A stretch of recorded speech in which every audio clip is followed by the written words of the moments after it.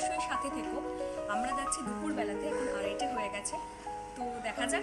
শ্যামসুন্দরী মায়ের মন্দির হাওড়া এবং শিয়ালদা উভয় দিক দিয়েই যাওয়া যায়। শিয়ালদাহ দিয়ে গেলে শিয়ালদাহ স্টেশন থেকে মানিকতলাগামী বাস ধরে সুকিয়া স্ট্রিট মোড় নামতে হবে।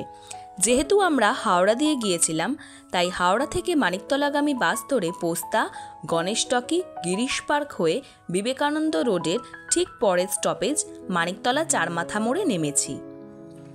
চারমাথা মোড়ের ডান দিকে অর্থাৎ শিয়ালদাহগামী রাস্তায় কিছুটা হেঁটে যাবার পরই সুকিয়া স্ট্রিট মোড় পড়বে।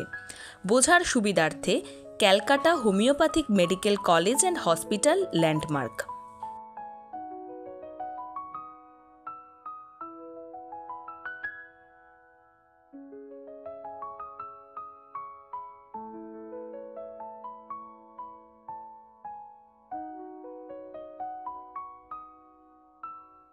Calcutta homeopathic medical college and হসপিটালের ঠিক পাশেই ডান দিকের রাস্তা ধরে কিছুটা হেঁটে গিয়ে আবারও ডান দিকে ছোট্ট গলির ভেতরে মায়ের মন্দির।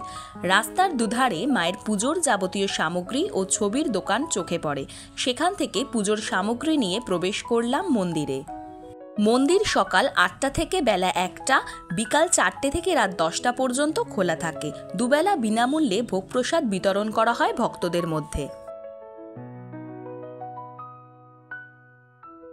মন্দিরে ঢোকার ঠিক মুখেই ওখানে নাম এবং গোত্রসহ পুজোর সামগ্রী জমা দিতে হবে।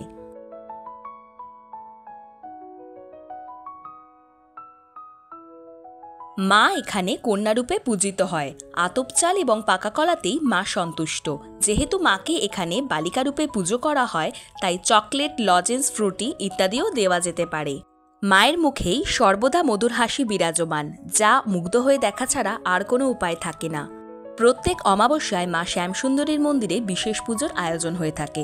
মা শ্যামসুন্দরী এখানে নবগ্রহ বেদির ওপরে বসে আছেন। মায়ের মন্দিরে প্রবেশ করলে কোনো গ্রহের প্রভাব থাকে না।